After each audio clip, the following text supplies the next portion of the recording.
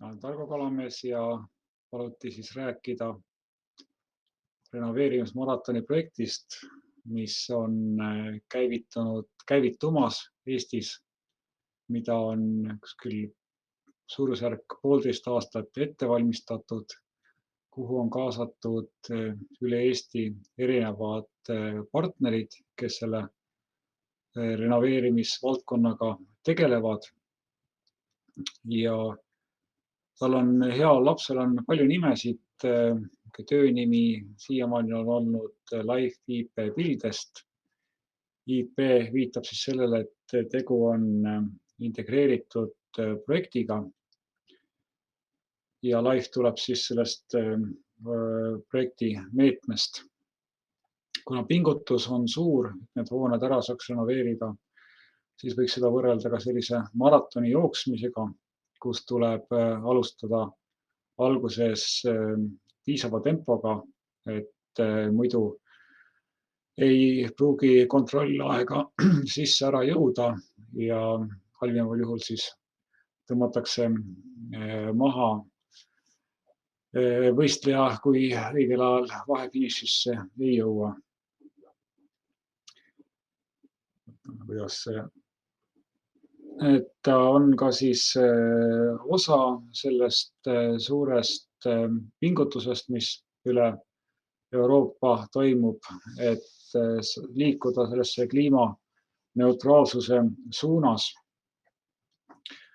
Ja siin siis on kaasatud erinevad temaatikad, eelkõige siis inimeste enda heaolu, sest hooned on ju inimeste jaoks ehitatud ja kui seal inimestel hea olla ei ole seda head elukeskkonda, siis on hoonetest vähe kasu, aga suur kandev roll on ka hoonete energiatõhususel, kuna see on üks olulisemaid aspekte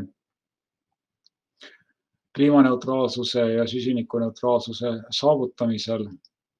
Kui me vaatame ka seda, millest räägiti sellel nädala alguses Glasgow's, siis need on otseselt selle temaatikaga seotud.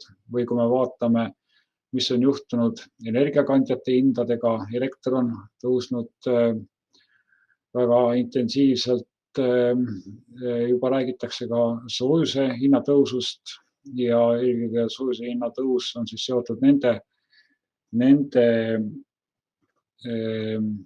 nende olukordadega, kus tipukoormused tulevad tagada gaasiküttega, kui meil hoonete energiatõhusus on parem või hooned on energiatõhusamad, siis meil tipukoormusi tuleks vähem katta ja ka küttekulud on väiksemad. Sellel hoonete rekonstrueerimise pikaajalisel strateegial seda võiks vaadelda kui sellise suure tegevusena, milles siis Eesti ühiskond nagu märkimisväärselt lähiajal hakkab panustama. Kui me vaatame ehitatud keskkonda ja sellesse tehtud investeeringuid, siis hooned on üks märkimisväärseim osa, millesse on kasutatud ehitusmaterjale ja millesse ka jätkuvalt panustatakse.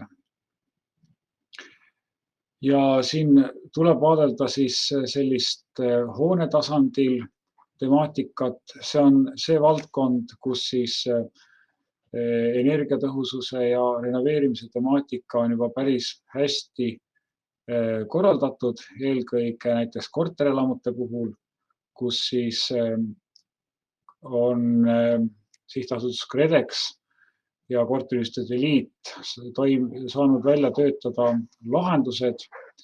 Seal on ka innovatsiooni, eelkõige teha sellise rekonstrueerimise näol, tuleme selle juurde veel korra tagasi. Aga et hoone tasemel on meil see renoveerimisprotsess juba päris hästi korras. Selleks, et me jõuaksime nagu üleriigilisele tasemele, me peame vaatama ka seda renoveerimist nagu piirkonna tasemel. Siin on vaja juba tuntavalt edasi arendada palju rohkem edasi arendada tööriistu, kus me siis saaksime hoonete vahelist energia liikumist analüüsida ka näiteks seda, kuidas mingi piirkonna renoveerimine mõjutab kaugkütte võrgu toimimist või näiteks hoonetest, kui me mõnda hoonet renoveerida ei saa, siis mõni teine hoone tuleb selle võrra paremini teha, et eesmärgiks on ju siis see kogu Eesti kui terviku süsinikuneutraalsuse saavutamine. Et me rekonstrueerimise parima praktikalt peame hakkama liikuma hoone tasemelt piirkonna tasemele ja siin on vaja juba tunduvalt muutunud tööriistu selle hindamiseks.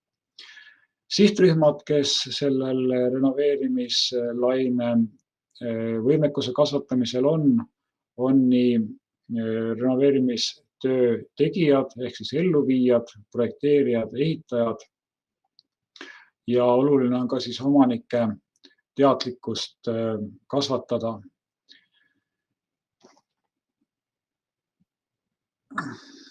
Nüüd see paarkümmend miljonit projekt või siis täpsemini kuskil 16 miljonit projekt ise ei suuda suurt midagi teha, sest renoveerimisteadmise kasvatamiseks investeeringu vajadus on väga suur. Aga seda võiks vaadelda kui sellise hooandjana, kes siis sihib selle kahuri õiges suunas ja renoveerimislaine alguses paneb paika need suunad, kuhu suunas tuleb liikuma hakata. Et väga palju arendustööd tuleb teha turul olijate endi poolt, ehitusmaterjalide tootjate poolt, varasematest ettekannetest nägime, et siin on head arendustööd käimas. Väga palju peavad pingutama ehitusettevõtted ise, et töö saaks tehtud õigesti ja tehtaks õigeid asju, et ei peaks paari aasta pärast renoveerimistöö läbiviimist võtma uuesti renoveerimistööd ette. Et see arendustöö peab olema ettevõtte tasemel kindlasti tehtud, et see üks europrojekt ei taga selle kogu renoveerimislaine realiseerimist. Partnerid, kes projekti kaasatud on nii ministeeriumite tasemel, nii riigiettevõtete tasemel, arendus- ja teadusasutuste tasemel, mittetulundusühingute tasemel ja siis ehitussektori tasemel. Ministeeriumitest on siis kaasatud juhtpartnerina Majandus- ja Kommunikatsiooniministeerium, Rahandusministeerium ja Keskkonnaministeerium, riigiasutustest KredEx, Riigi Kinnisvara Aktsiaselts ja Keskkonnainvesteeringute Keskus, ülikoolidest Tallinna Tehnikaülikool, Eesti Kunstiakadeemia, mittetulundusühingutest osalevad Eesti Korteriühistute Liit, Eesti Vabaõhumuuseum. Kui Korteriühistute Liit katab ära suurima elamusektori ehk korterelamud, siis Eesti Vabaõhumuuseum tema väljakutse on tegeleda ühepereelamutega. Tartu regiooni energiaagentuur piloteerib siis sellise mittetulundusühingu konsultandi rolli ja Eesti Ringmajandusettevõtete Liit tegeleb siis sellega, et me ehitusvaldkonnas saaksime märkimisväärselt paremini hakkama ilma jäätmeid tootmata, olgu see siis ehitusprotsess või lammutusprotsess. Ehitussektorist on siis Eesti Ehitusettevõtjate Liit, Digiehitusklaster ja Puitmaja Liit esindatud. Ja omavalitsustest piloteerivad lahendusi siis Tartu linn, Võru ja Rakvere linn. Linnad on siis valitud erineva suurusega ja erinevate renoveerimisväljakutsetega. Nüüd, millised need suured projekti eesmärgid on? Eesmärk on siis välja töötada ja rakendada vajalikud tööriistad Eesti pikaajalise rekonstrueerimisstrateegia täielikuks rakendamiseks.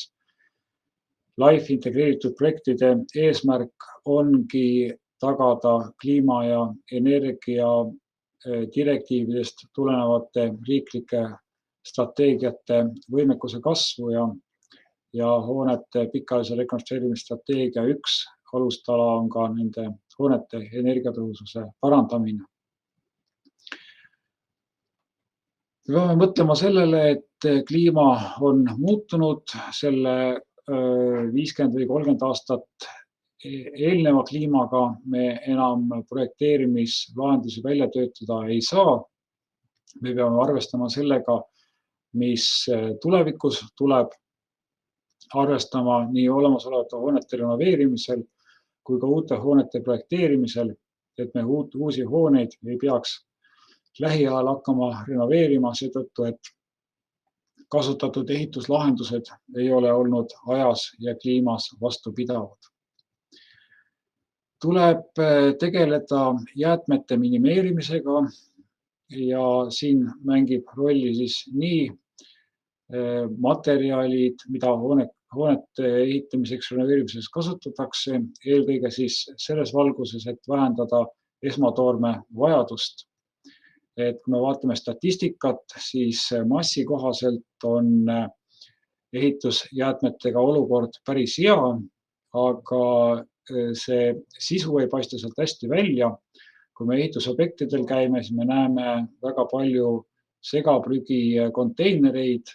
Ja miks see statistika on nii hea, tuleb siis sellest, et ka ümbertõstetav pinnas registreeritakse jäätmena, aga kui see läheb täitesse, siis ei registreerita teda mitte prügilasse ladustamisena, vaid uuskasutusena ja seetõttu massi kohta on jäätmete kasutamine nagu väga heas olukorras.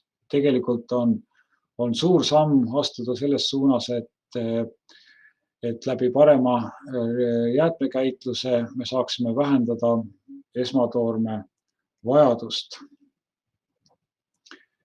Eesti ehitusvaldkond on päris heas olukorras, kui me vaatame digivõimekust.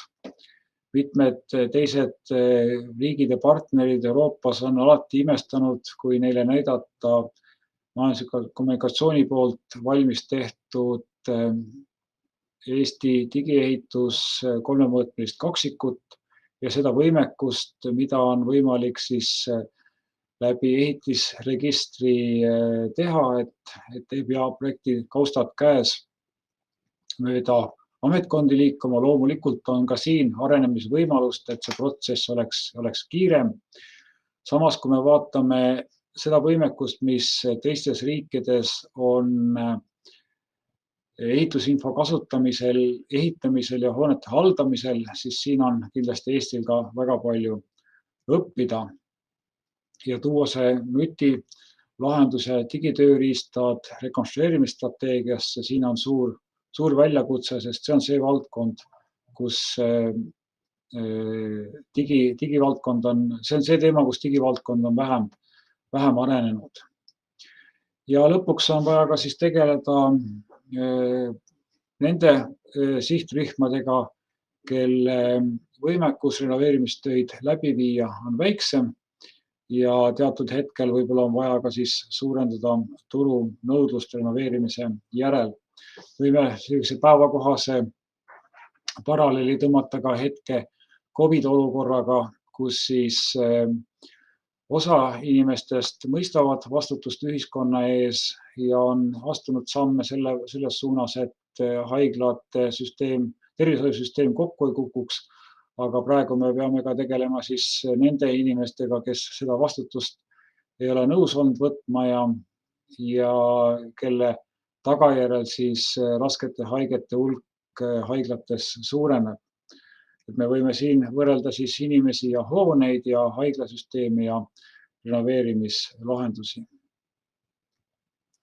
Need erinevad suured eesmärgid on jaotatud siis projektis tööpakettideks. Kandev roll on siis tehniliste lahenduste väljatöötamisel, et viia Eesti hoonefond siis süsinikuneutraalseks.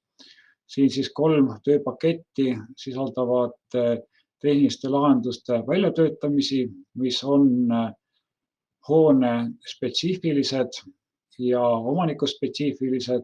Need lahendused, mis sobivad korterelamule, ei sobi sama korruste arvuga büroohoonele, sest näiteks hoone kasutaja on erinev, või siis need lahendused, mis sobivad korterelamul või elamus korterelamule, ei sobi ühepereelamule. Need tehnilised lahendused tuleb siis ära piloteerida ja demonstreerida ja ülejäänud tööpaketid 4. kuni 6. on siis vastavalt nendele suurtele sihteesmärkidele. Et see kõige kaalukam osa on siis see tehniliste lahenduste tööpakett.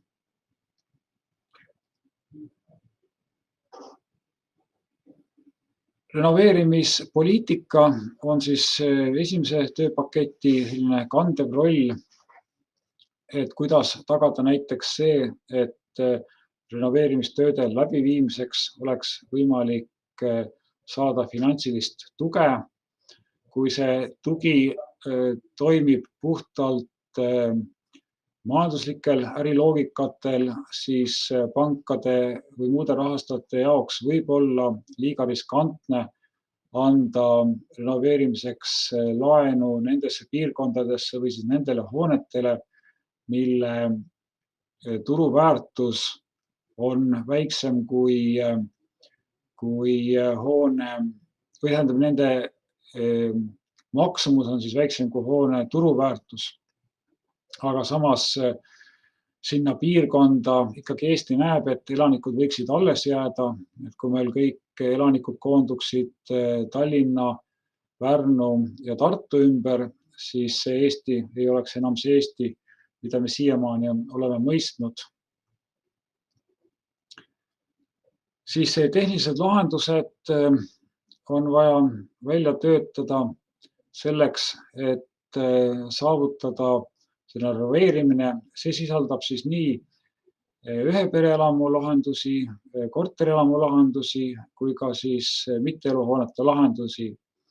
Siin all olevas videos näeme ühte praegu Sauel hiljuti renoveeritud hoonet, kus siis tehase tingimustes toodeti lisasoojustuselemendid, toodi objektile ja paigaldati ja läbi selle siis oli võimalik renoveerimistöö viia märkimisväärselt kvaliteetsemaks ja kiiremaks.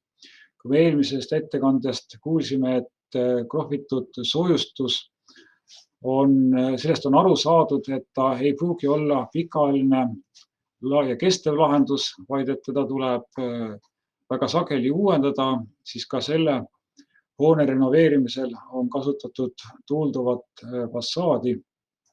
Ka geopoliitilise aspekt on arvesse võetud. Lisasoojustuselemendid on toodetud selle hoone lähedal, et ei peaks transpordiga suurendama siis keskkonna jalajälge. Nüüd ühepereelamute renoveerimine on väga tõsine väljakutse, sest seal on hoonete varieeruvus tunduvalt suurem nii tehniliste lahenduste kui ka erinevate ajajärkude alusel.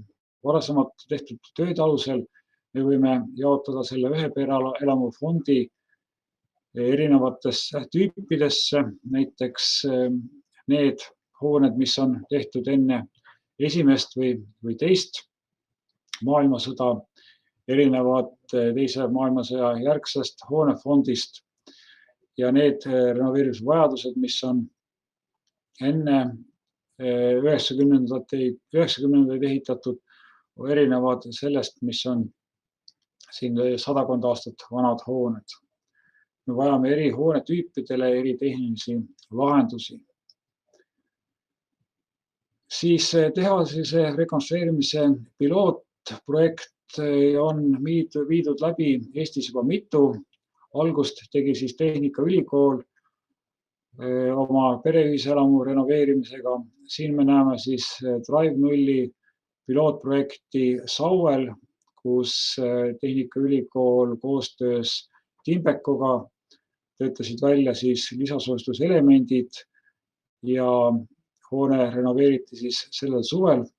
Lisaks võeti arvesse siis materjalide või see ringmajanduse aspekt, et töötati välja lahendused, et neid elemente oleks lihtne monteerida ja hiljem ka lihtne paigaldada, et materjalid oleksid vastupidavad, ajas kestvad ja nende süsinikuheide oleks võimalikult väike.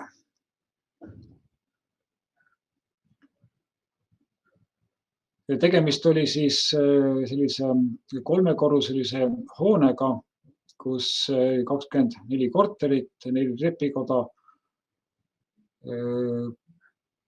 3 korrust, 2 korterit korruse peale, tüüpiline korterelamu, samas nii piisavalt mittetüüpiline, et oleks kuulunud praegusesse tehaselise rekonstrueerimise meetmesse. Neid hooneid paikneb Eestis väga palju maapiirkondades ja nende renoveerimise lahenduste väljatöötamine on natuke varju jäänud.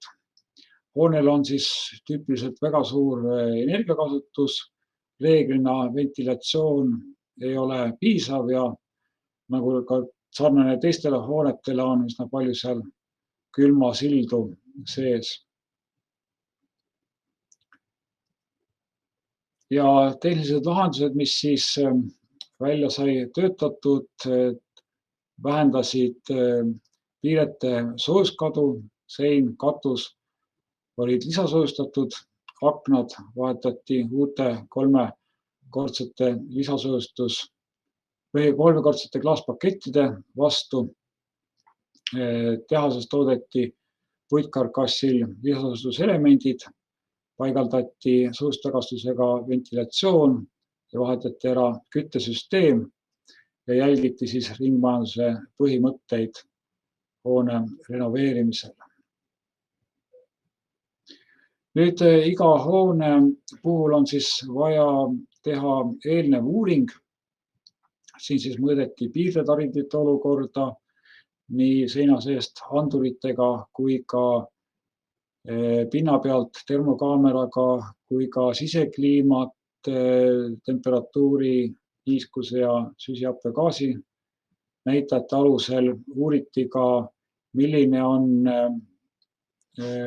šahtide olukord, et kas sinna on võimalik paigaldada ventilatsioonikanaleid või kui kasutada olemasolevaid kanaleid täiendavaks väljatõmbeks, kas siis nad on piisavalt hermeetilised, et saaks õhurõhu erinevust tekitada. Ja kas sealt on võimalik torusid läbi viia sellise kaamera mõõtmisega, on võimalik siis tuvastada, kas liitekohad on tihedad, kas need ventilatsioonitoru elemendid paiknevad üksteise kohal ja ega seal ei ole kuskil vales kohas neid tõsteaasasid, mis siis takistavad hiljem sinna selle hülsi sisse paigaldamist. Siis tehti selline lisasoojustusseina prototüüp, mis paigaldati aasta ajaks mõõtmisse ja saadi teada ka siis väga palju selle paigalduse lahenduse kohta, et kui Eestis on praegu käivitunud tehalise rekonstrueerimise toetusmeede, kus väga paljud Puitmajaliidu liikmed osalevad, siis see on hea näide, kuidas tootearendust teha, tuleb välja töötada tehniline lahendus, seda testida, et mitte ootama jääda sinnamaani, kui meede käivitub ja elu läheb kiireks ja siis pole enam tihtipeale isegi aega mõelda. Pilootrenoveerimised viiakse läbi erinevates Eesti linnades. Tallinn, Võru ja Rakvere on siis pilootlinnad. Vähemalt Rakvere, Tartu ja Võru on siis pilootlinnad.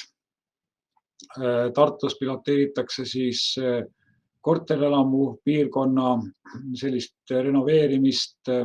Võrus on ajalooline linnakeskkond piloodiks ja Rakveres on siis ühepereelamute piirkond selleks alaks, mille renoveerimist testitakse.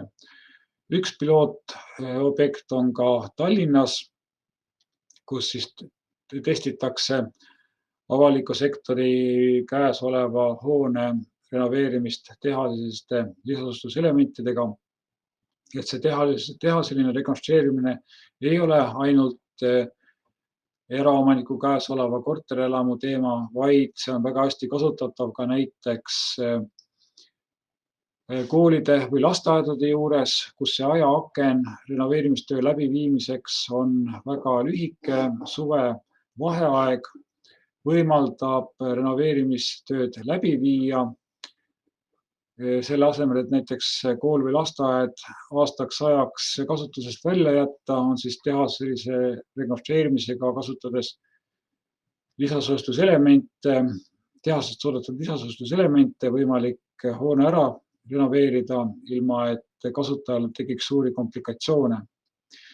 Teine piloothoone on siis Võru maakonnamaja, kus siis piloteeritakse muinsuskaitse all oleva hoone energiatõhususe märkimisväärselt parandamist niimoodi, et hoone tänava välisilme ei halveneks. Saab viia siis piirdetarindite lisasoojustamise niimoodi, et tänavalt vaadates me tajume seda hoonet jätkuvalt samasugusena. Oluline selle juures on siis see, et hoone geomeetria ja eelkõige detailide geomeetria säiliks, et räästeulatus seinast, akna ja seina omavaheline suhe, sokli ja seina paiknemine, need säiliksid, siis on võimalik hoonet ka väljastpoolt lisasoojustada ja teha seda ka sellel hoonel, mis on siis kas mälestis või paikneks miljööväärtuslikus piirkonnas. Loomulikult mingisugused muudatused on alati tuvastatavad, aga see on siis küsimus selles, et kui palju mälestised või muinsuskaitse all olevad hooned mängivad kaasa, et pingutada kliimamuutuste vähenemist või siis süsinikuneutraalsuse saavutamist.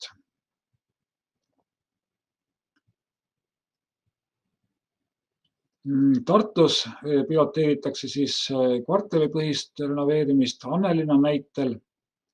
Võlus on ajalooline kesklinn sihtpunktiks ja Rakveres siis piloteeritakse seda kogemust, mis on saadud Tartust ja Võrust ja rakendatakse seda siis ühepereelamute renoveerimisel kvartali või tänavate kaupa. Olgu need ühepereelamud siis kas mälestised või tavalised sellised teise maailmasõja järgse massielamu ehitusaegsed hooned. Kui nüüd sai tehtud lisasoojustuselemendid selle Saue pilootobjekti jaoks, siis üks temaatika oli ka see, et kuidas ringmajanduse aspekti tuua ehitussektorisse sisse ja puistevilja kasutamine on näiteks üks võimalus selleks, et me ei pea materjali jääke ära viskama, vaid on võimalik siis nendest jääkidest teha ka toode, mida saab kvaliteetselt paigaldada tarinditesse. Aga jällegi need lahendused tuleb kõik ära piloteerida, piloteerimine dokumenteerida ja siis on kindel, et lahendus toimib. Et kui lihtsalt tõdeda, et me oleme ennem ikka nii ehitanud ja midagi hullu pole juhtunud, siis see ei ole veel piisav garantii selleks, et lahenduste toimivus on tõendatud. Kliimakindluse osas on siis vaja keskenduda erinevatele kliimaaspektidele. Üks temaatika, mis muutuvas kliimatingimustes on või aja jooksul on muutunud, on siis suurenenud sademete hulk, mis mõjutab lisaks fassaadidele, katustele ka seda hoone ümbritsevat olukorda ja läbi selle ka siis jälle omakorda tarindeid, kus üleujutuste tõttu võib siis vesi valguda keldrisse või põranda vahele. Ja teiselt poolt on ka see temaatika, mis vajab läbi analüüsimist, kui me planeerime hoone ümbruse olukorda, et kui hoone ümbrused kõik ära asfalteerida või kivisillitusiga katta ühel või teisel põhjusel, et kas näiteks jooksvat hooldust minimeerida või siis tagada parklakohti, siis tagajärjeks võib olla see, et tekib lokaalselt väga suured koormused sadeveesüsteemidele ja nende sadeveesüsteemide, nad ei ole projekteeritud vastu võtma siis nii suurt sademekoormust. Et mõnikord võib lugeda projekteerimise lähteülesandest selliseid punkte, et hoovid haljastust minimeerida, maksimeerida parkimiskohtade arv ja likvideerida üleujutuse risk, et tegelikkuses on need natuke nagu omavahel risti vastukäivad ootused. Siis lisaks sademeveele on vaja analüüsida ka veel energiatõhususe, sisekliima ja ehitusfüüsikaliste arvutuste jaoks vajalikke kliimakoormusi, kus siis tõenäoliselt tuleb uuendada energiaarvutuste testaastat, mis on Eestis praegu kehtiv 20–50 aasta tagusest perioodist, ehk siis aastalt 1970 kuni 2000, aga viimastest suvedest me teame meenutada, et kliima on midagi erinevat võrreldes selle varasema perioodiga. Siis ringmajandus tuleb teemaks ehitusvaldkonda nagu mitmest põhjusest. Kui me vaatame ehitusseadustikku, siis ehitusseadustiku paragrahv 5 ütleb, et me peame rakendama keskkonnasäästlikkuse põhimõtet ja üks aspekt, mis seda sisustab, on siis ehitamisel tuleb säästlikult kasutada loodusvarasid. Ehk me peame minimeerima siis uustoorme vajadust ja maksimeerima siis seda, et see hoonesse paigaldatud materjal sihipäraselt võimalikult kaua vastu peaks või võimalikult sihipärase elueaga oleks. Lisaks ehitisele esitatavatest nõuetest viimane punkt 7 ütleb siis seda, et tuleb loodusvarasid jätkusuutlikult kasutada. Ehitis, tema materjalide osad peavad olema ringlusse võetavad pärast hoone lammutamist. Ehitis peab olema vastupidav, tuleb kasutada siis keskkonnasõbralikku toorainet ja teisese materjali kasutamise võimalus peab olema ehituses rakendatav. Ja tuleb siis kasutada toodete keskkonnadeklaratsioone. Et need aspektid see on võib-olla temaatika, mis igapäevases projekteerimises on võib-olla vähem tähelepanu leidnud, aga sinna suunas tuleb liikuda, et ka see saaks arvesse võetud. Ka ehituse pikas vaates, mida Majandus- ja Kommunikatsiooniministeerium koos erialaliitudega ja kohalike omavalitsuste ja riigiettevõtetega on tükk aega koostanud ja nüüd ka vastu võtnud, siis selle 6. eesmärk ütleb, et ehitusvaldkond edendab innovaatilisi lahendusi tootlikkuse ja kvaliteedi tõstmiseks, et tooted oleksid korduvkasutatavad ja et me lammutamisel minimeeriksime materjalide kadu. See on ehitusvaldkonnas praegu ülimalt aktuaalne teema. Kui me vaatame, mis on juhtunud ehitushindadega, siis ühelt poolt on muidugi see üldine logistika häirinud või põhjustanud tarneraskusi, aga me peame ka mõtlema sellele, et kui meil ehitised oleksid sellised, et materjalid kestaksid kauem, siis on vähem vaja remontimiseks materjale või materjalid on pärast lammutamist hoones võimalik uuesti kasutusele võtta, siis meil ka väheneks esmatoorme vajadus. Et see valdkond on teatud mõttes rakendunud päris hästi näiteks miljööväärtuslike hoonete renoveerimisel, kus säästva renoveerimise infokeskuse toel on võimalik hankida ajastutruusid materjale, aga see valdkond, milles tegutsetakse, on peamiselt selline akna, nurga, nurgikud või siis käepidemed või midagi sellist, et sellist päris ehitamiseni veel jõutud ei ole. Nüüd selles Saue pilootobjektil me natuke analüüsisime seda ja väga hästi tuleb näiteks välja, millised on tehases toodetud hoonete ja objekti peal toodetud hoonete mõju jäätmekäitlusele. Kui me tehases olukorda vaatame, siis jäätmete sorteerimine on seal väga hästi võimalik, nagu see üleval vasakpoolne pilt näitab. Samas kui objekti peal me vaatame, kuidas jäätmeid kogutakse, siis kõik see materjal läheb ühte kasti ja ehitaja leiab siis juriidilised finessid, kuidas sellest seaduse või määruse sisulisest põhjusest mööda hiilida.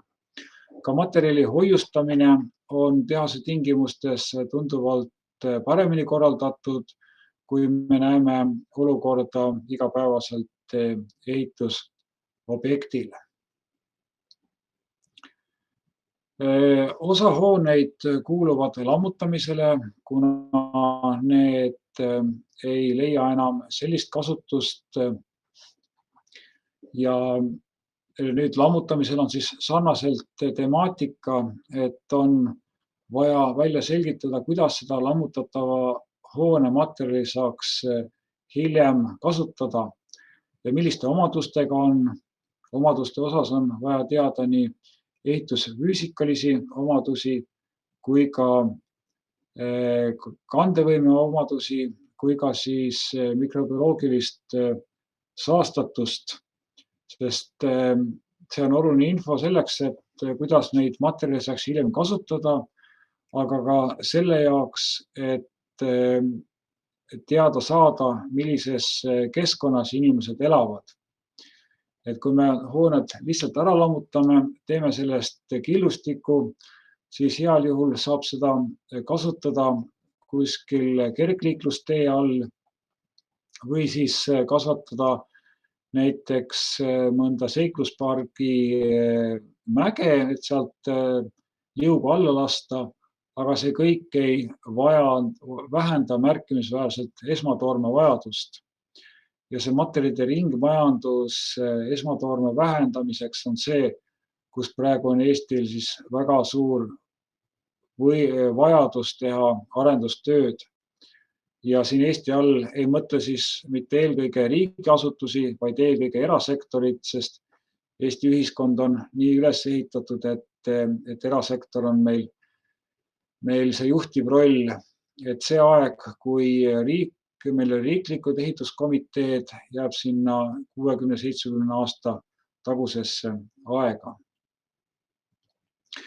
Digitööriistade osas on heaks näiteks siis juba Majandus- ja Kommunikatsiooniministeeriumi poolt välja arendatud ehitusregistri digikaksik. See on hea näide sellest, kus enamus tööstused tänapäeval on, ehk siis tööstus 4.0, kus protsessid on digiteeritud, kasutatakse tarkasid tootmisprotsesse, targad tehased, info liikumine. Kui me vaatame sellist klassikalist ehitusvaldkonda, siis väga tihti me näeme seal väga märkimisväärselt käsitööd, ehk me ei ole isegi mitte tööstus 1.0, mis on siis eelkõige vee- ja aurujõul töötavad masinad, aga ikkagi 0.0. Kohati me näeme elektri kasutamist, kohati on isegi akutrellid olemas objektil, ehk see siis on tööstus 2.0. Arvutitele kasutusvõtt on, kindlasti kasutatakse projektijuhtide poolt väga palju Excel tabelarvutussüsteemi, see on siis tööstus 3.0, aga tänapäev peab olema siis 4.0 ja tulevikus siis 5.0 ehk siis masina ja inimese koostöö, kus inimese intelligent töötab koostöös masinatega. Aga see, et liikuda kogu ehitusvaldkonnas sellele tasemele, nõuab veel suurt pingutust. Ja lõpuks on siis teadlikkust vaja suurendada. Siin on hea näide siis igasugustest seminaridest, samamoodi nagu ka sellest seminarist, mille siis Isover praegu on korraldanud. Tuleb teha teavitust nii silmast silma kui ka siis läbi kirjateel, kui ka läbi selliste õppevideote. Ja seda teha siis erinevatele sihtrühmadele, nii professionaalsetele ehitajatele kui ka siis iseehitajatele. Ja professionaalsete ehitajate all ei mõtle siis ainult seda, et Merko või Atlanta projektijuhtidel ja objektijuhtidel on kutsetunnistus, vaid ikkagi ka seda, et tegelikel töö teostajatel, oskustöölistel on olemas kutsetunnistus ja me peame siis jõudma sinnamaani, et ehitusobjektidel ei teeks tööd need, kellel kompetents puudub. Ja kompetentsi siis Eestis osutatakse kutsetunnistuse olemasoluga. Aitäh teile, minu poolt on ettekanne läbi, kui küsimusi on, siis hea meelega vastan.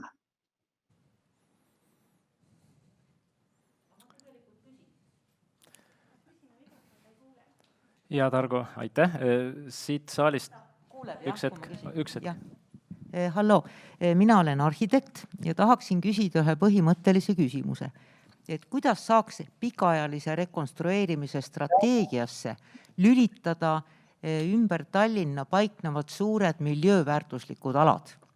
Seal on tegemist väikeelamutega, mida praktiliselt rekonstrueerida ei lubata, välja arvatud 3 senti mingit kivivilla ümber ja kus on tegemist umbes 70% lagunevate hoonetega.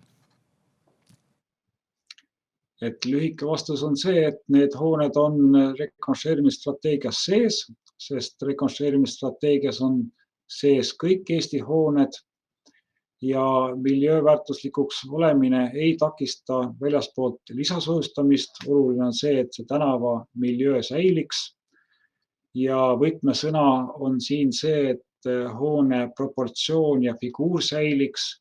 Keskenduda tuleb siis mitte tarindile endale, vaid eelkõige sõlmedele, kus siis akna ja seina omavaheline suhe, soklisõlm, räästasõlm peaks olema pärast lisasoojustamist samasuguse kujuga nagu enne lisasoojustamist.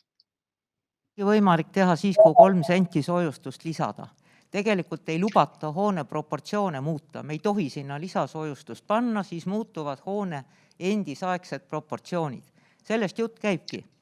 Ei lubata muuta konstruktsioone, piirdekonstruktsioone. Küsimus ongi see, et mis selle proportsiooni all mõeldakse. Et kas selle all mõeldakse hoone pikkust või laiust või siis eelkõige sõlmede proportsiooni. Et muidugi on lihtne öelda, et mitte midagi teha ei või. Tallinn pürgib roheliseks pealinnaks ja on ka tiitli saanud ja siin on Tallinnal ja miljööväärtuslike alade spetsialistidel siis vaja vastutus, et ka need piirkonnad peavad saama selliseks, et nad saastaksid vähem seda ökoloogilist keskkonda. Ja siin on vaja siis lahendusi välja töötada, neid piloteerida, et teatud mõttes on muinsuskaitsel ja miljööväärtuslike piirkondade spetsialistidel õigustatud ootus, et nad ei luba, sest väga palju on käkki tehtud.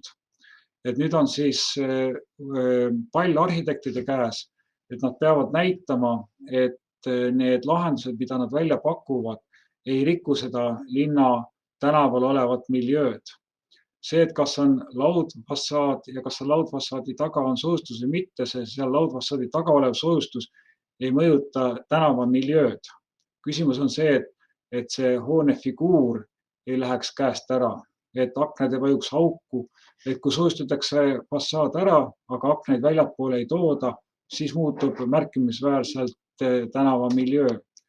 Aga kui fassaad soojustatakse ära, tuuakse aknad välja, kohendatakse ära räästasõlm, soklisõlm, kõik avatäidete ümbred, siis on võimalik seda teha niimoodi, et hoone välisilme ei muutu inetuks. Olete arvestanud, et 100 aastat vanad konstruktsioonid tuleb välja vahetada. Seda ei lubata ju teha. Vundamentidel pole hüdroisolatsiooni. Me võiks need majad taastada sellisena, nagu nad olid. Kellegil pole selle vastu midagi. Me ei tohi midagi teha. Selles on asi. Ma olen ise 30 aastat sellega tegelenud ja ma näen neid keelde iga päev. Et ma tean neid elementaarseid nõudeid väga hästi, mis te räägite. Eks see on ka see, et me peame ka neid keelajaid harima.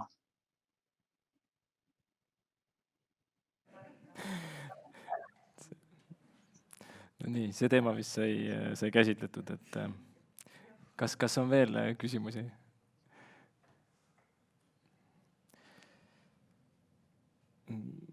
No Targo, ma võib-olla küsiks, et mõtlen, mul on siin mitu küsimust, et kas sa selle kohta oskad näiteks öelda, et kas ühepereelamute renoveerimine, et millal see võiks nagu tulla päevakorda, et siin Majandus-Kommunikatsiooniministeeriumi poolt näidatud ettekanded, sinu ettekandes oli ka näha tegelikult see, et need kõik renoveerimismeetmed lähevad kõikidele erinevatele valdkondadele, et kuidas see, mis seisus see, ütleme seal, päris ühepereelamud siis tänaseks on. Need pilootprojektid on, ma saan aru, alustatud, aga mis edasi? Et ühepereelamute, kui nüüd näiteks 5. slaide veel näidata ettekandest, siis võiks öelda, et see ühepereelamute teema on kõige suurem väljakutse. Et ta on suur väljakutse ka tulenevalt sellest küsimusest, mida esitati, et nad on tihtipeale miljööväärtuslikud või siis muul viisil väärtuslikud, aga ta on kõige suurem väljakutse ka seetõttu, et need hooned on olemuslikult väga erinevad. Et kui me korterelamuid, me võime nagu lihtsustatult jagada neid suurpaneelelamuteks ja sealt minna edasi Tallinna tüüpi ja Tartu tüüpi ja siis on Lasnamägi ja Mustamägi, aga ikkagi see on võimalik tüpiseerida nagu päris hästi. Siis ühepereelamute puhul on meil tegemist sellega, et meil neid variante on väga palju. See teeb selle asja keerukaks. Teiselt poolt korterelamute puhul seda teemat on juba üle 10 aasta analüüsitud, 15 aastat on lahendusi välja töötatud ja on meetmeid ja praktikat. Et me teame korterelamutest nagu tunduvalt rohkem. Ja korterelamute juures on ka, ja kui me võtame nüüd näiteks korterelamute kõrvale see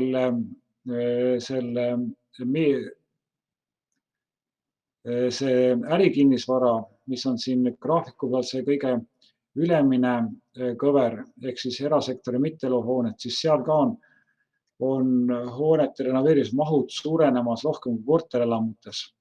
Aga siiski ärihoonetes on tegemist reeglina professionaalse teljaga, professionaalse projekteerijaga, professionaalse ehitajaga.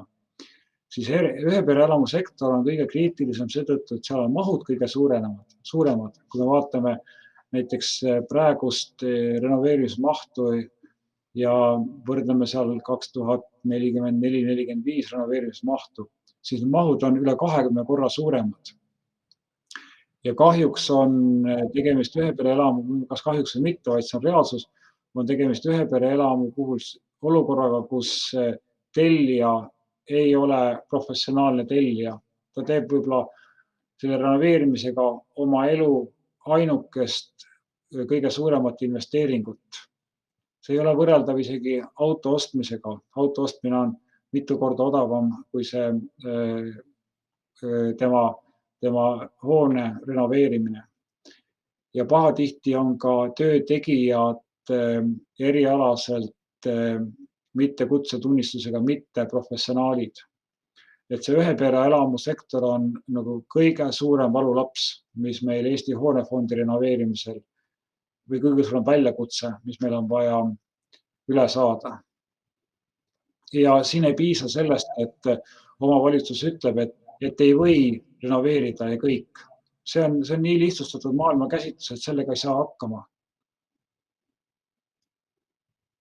Targo, ma korra küsin veel, et see pilootrenoveerimised, mis nüüd siin Tartu, Võru ja teistpidi ka Rakveresse siis lähevad just, et kuidas nende staatus või see ajaline raam on, et millal nad võiksid valmis saada ja siis ka päriselt sellised seired esimesed kätte saada? No ajaliselt on see sellise 3-4 aasta periood. Mis ei tähenda nüüd seda, et kogu Eesti renoveerimis